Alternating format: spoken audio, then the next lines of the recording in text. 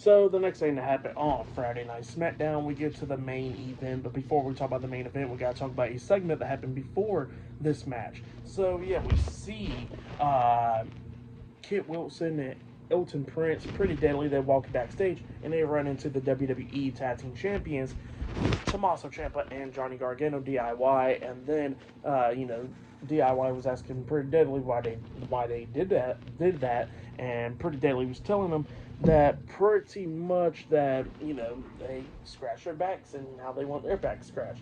And Tommaso Ciampa was like, well, we don't scratch backs around here, but we'll probably do something for y'all down the road. So yeah, that's what he was telling them there, and Pretty Deadly was happy. But then all of a sudden, we see Angelo Dawkins and Montez Ford with BFAB walking up the Street Profits, and they thanked Pretty Deadly and all that for telling them that it was Lost Garza that attacked them.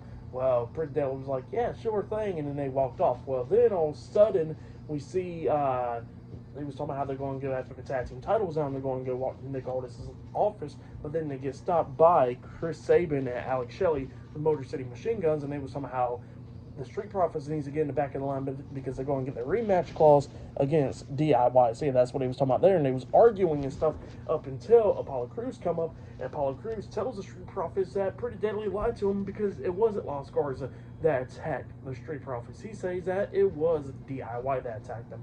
And the Street Profits was not happy about that. So yeah, that's what happened there. Apollo Crews being a damn snitch.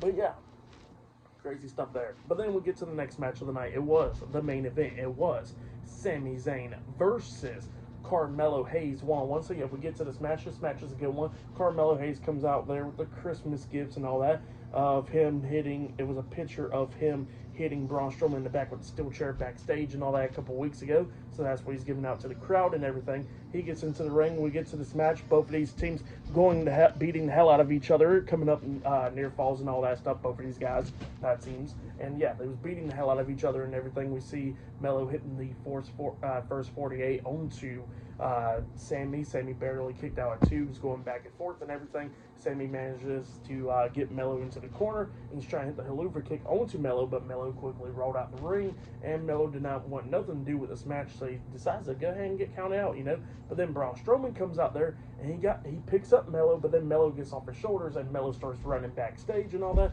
and Braun Strowman chases after Melo backstage, and while that's happening, we see Solo Sikoa, Tama Tonga, and Jacob Fatu, the Bloodline, coming into the ring, attacking Sami Zayn, causing a disqualification. So yeah, Sami Zayn defeated Carmelo Hayes by disqualification. They started beating down Sami Zayn and all that stuff, laying him out and all that. Sami Zayn kept on trying to fight back, hitting a big boot onto Tama Tonga, laying him out, throwing Jacob Fatu shoulder first into the ring post, and then Solo Sikoa was beating him down, became 3-on-1. All three of the guys. Well, actually, Solo's just beating down Sami at this point. It's just Solo and Tama Tonga, I believe.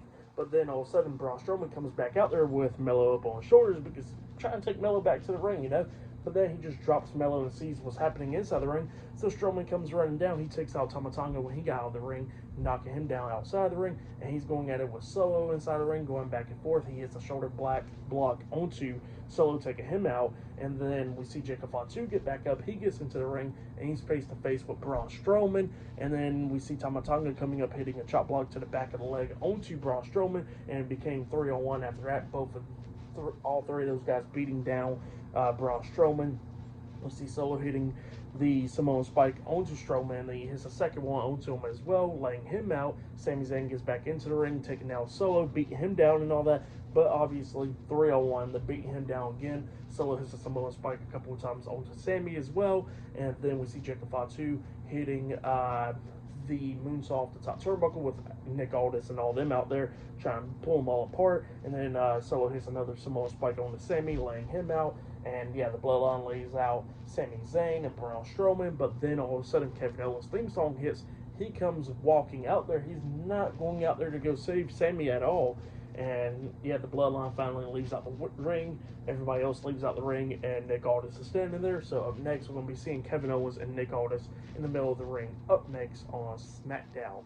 So yeah, that was a lot of stuff for that match and everything. I'll give that match between Sami Zayn and Carmelo Hayes 3 stars. That's why I'll give it. It was a good one, but yeah, that's why I'll give that one. But yeah, up next we're going to be seeing Kevin Owens and Nick Aldis in the ring. So yeah, I'll see you guys later. Till then.